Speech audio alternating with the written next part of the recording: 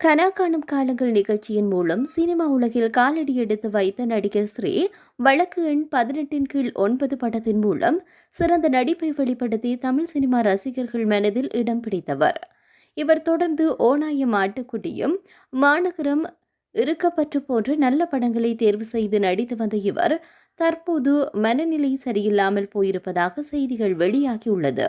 அவர் தற்போது தனியாக ஒரு அறையில் வாழ்ந்து வருவதாகவும், ஒரு வருடமாக பூட்டிய அறையில் அவருக்கு தேவையானதை அவரே சமைத்து போட்ட துணியை போட்டு இன்ஸ்டா போஸ்ட் ஒன்றை போட்டு வருகின்றார். மேலும் இவருடைய இன்ஸ்டா கமெண்டுகளில் இவர் போதைக்கு அடிமையாகியுள்ளதனால் தான் இவ்வாறு இருக்கின்றார் என்றும், லோகேஷ் கனகராஜ், சந்தீப் கிஷன், மிஸ்கின் போன்ற இவருடன் பணியாற்றியவர்களை இவருக்கு உதவி செய்யுமாறு கமெண்ட் செய்தும் வருகின்றனர். மேலும் ஸ்ரீ எனக்கு லேடி பாய்ஸ் கமெண்ட் பண்ணுங்க பேசலாம் என கமெண்ட் செய்து வருகிறார். இதை பார்த்த பலரும் இவர் தனிமையில் இருந்து ஓரினச் சேர்க்கை உடைய ஒருவராக மாறி வருவதாக கமெண்ட் செய்துள்ளனர்.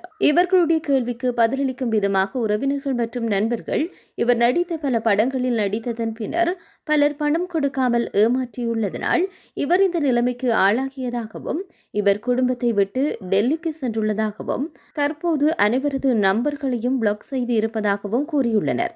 மேலும் இவருடைய குடும்பத்தினர் குணப்படுத்துவதற்கான வேலைகளில் ஈடுபட்டு வருவதாகவும், அதுவரை எந்த வதந்திகளையும் பரப்ப வேண்டாம் எனவும் குறிப்பிட்டு வருகின்றனர்.